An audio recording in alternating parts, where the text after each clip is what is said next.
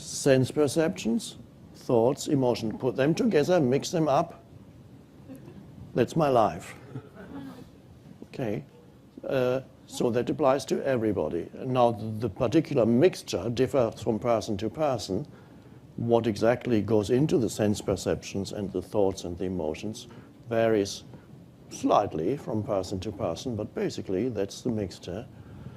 Now, the question is, you can't escape that. Of course, that's normal life. Is there anything else? Sense perceptions, thoughts, emotions. Okay, let's see.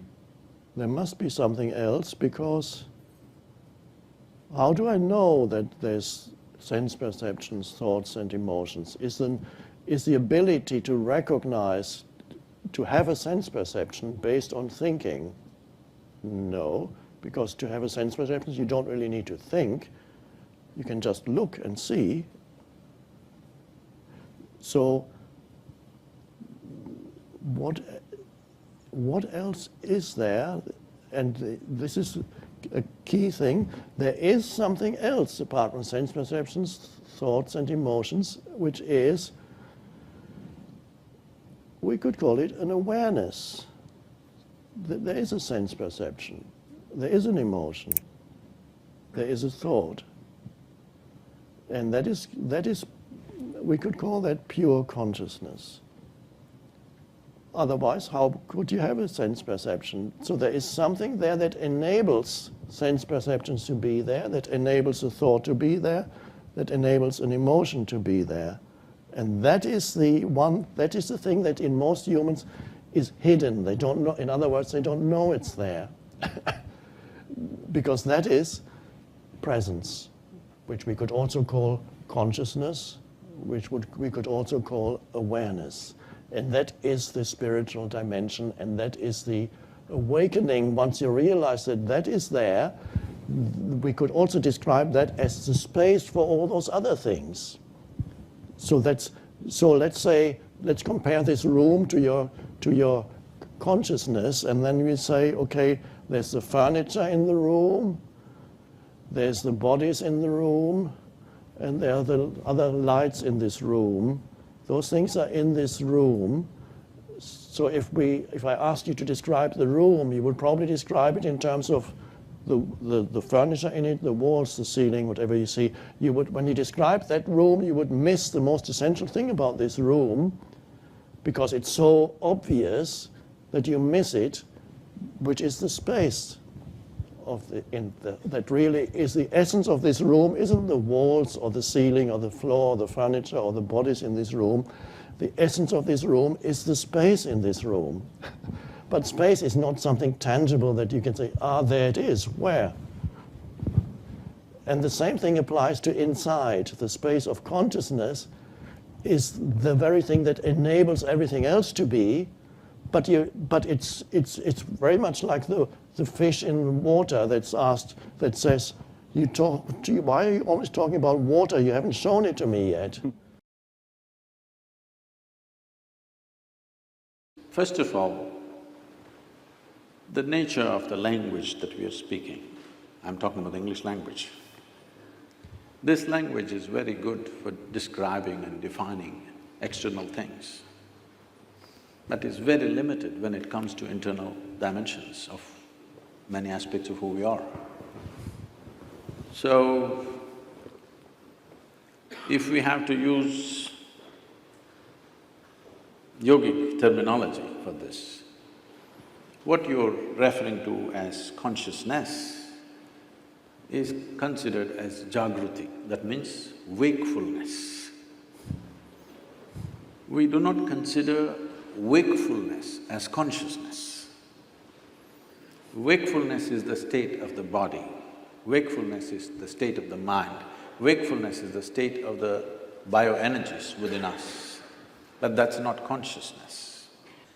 This is described like this. For wakefulness, we have a word called jagrati. Jagrati means you're awake. If 10 people, let's say we take sample of 10 people, they all fell asleep, don't do it, okay? They all fell asleep and they came awake.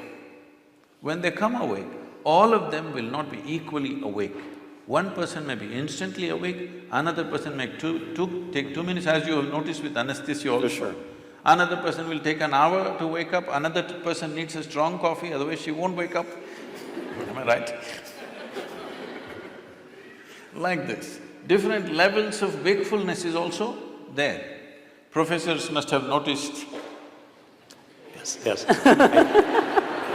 In fact, the first few minutes of the day can be like that. Different levels of wakefulness in a classroom. So, this is Jagrati. So, we are calling wakefulness as consciousness now. The next dimension of consciousness is called Swapna. This means a dream state. A dream state is far more vivid than wakeful state for most human beings. It's like going to a cinema. If you go to a cinema, the key factor of the impact of the cinema on you is turning off the lights. This is something most people don't understand. If you don't turn off the lights, cinema will be no good, it doesn't matter how well it's made. Turn on the lights and watch the cinema, you will see a great cinema becomes nothing. So turning off the lights is important. So turning off the lights in our experience is the eyelids, you down the shutters, the world is off. Now you start your own world. So dream state is like a cinema, it's far more impactful. People love their cinema stars more than the people that they've lived with for 25 years. But they have not even seen them, all they saw was play of light and sound. But that is far more impactful simply because lights are off. So, eyelid is that, if you roll it down, lights should be off, world should be closed. But right now, the problem is this mental faculty has not been taken charge of, so it's running wild all the time with eyes closed. So this dream state is considered a more powerful state than Jagrati.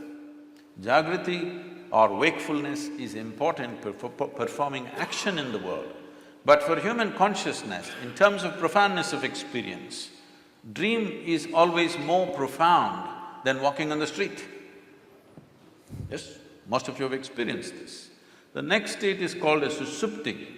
Susupti means it is a dreamless state. But there are dimensions of consciousness that you're aware of. It's a totally dreamless sleep state, but you're aware. There is no picturization, there is no video running in your mind, there's no pictures, there are no people, there are no words, but you're conscious in your sleep. This is a very powerful state. If you really want to manifest something in your life, this is something to be explored. And the next one is called as Turya. This is consciousness, where there is no memory involved of any kind. Essentially in the yogic sciences, we are looking at consciousness as an intelligence beyond memory. If there is memory, memory is considered a boundary in the sense, this is one person, this is another person, simply because this embodies one kind of memory and that embodies another kind of memory. This has become one kind of person, this has become another kind of person. Essentially, it is in the memory.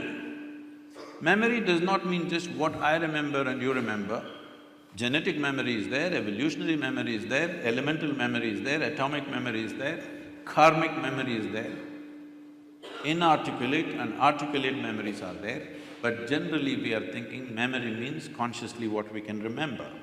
But today, if we eat dog food, we'll not become dogs.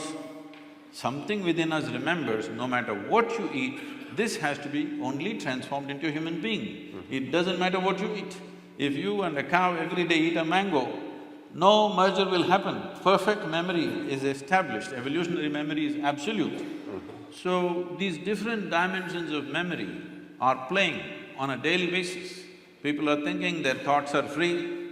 It's a joke because your memory is determining everything. So, largely in one single word we call this karma. Karma means the residual impact of all the memory that you have, how it is impacting every thought, every emotion, every action, the very way you sit and stand. See, if you see somebody walking far away, let's say half a mile away you see someone walking, if he's your friend, just the way they're moving their body, you say, oh, that's him. There are 7 billion plus people, but this particular man walks in a unique way, all right? Just two-leg walking, everybody walks, but still it is so unique. So this is what we are referring to as karma, that the residual impact of memory, varieties of memory. We recognize memory as 8 basic forms of memory, which are determining how you are right now. The very way you sit, stand, breathe, understand, perceive life is determined by this memory. But there is an intelligence beyond memory, which we call as Turiya or Chitta. This is consciousness. Now, every one of us is conscious. The question is only of degree. Even a rock is conscious, a dog is conscious, a pig is conscious.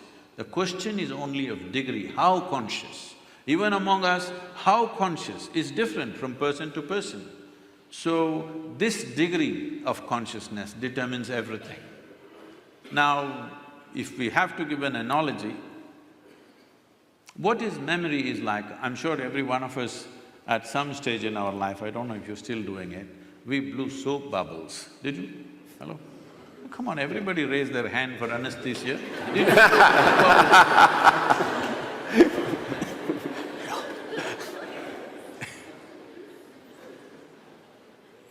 So, when you blow a soap bubble, the soap part of it, which is very little, just a tiny drop, the large part of it is air that it captures. So how big a bubble? When you were children, who can blow the biggest bubble was a big deal. And it's a certain amount of technique, Yes. how you do it. Somebody blew this big bubble, somebody got only this much. So how big a bubble? This bubble is like this, the kind of soap and how it gathers is your memory. It forms it gives it a form. But when the memory bursts, there is no such thing as your air and my air. There is no such thing as your consciousness and my consciousness. There is something called as your body and my body. There is something called as your memory and my memory. There is something called as your intellect and my intellect. But there is nothing called as your consciousness and my consciousness. How much of it did you capture? How big is your bubble will determine the scale of your life. The scale and possibilities of your life are determined by how big a bubble did you blow.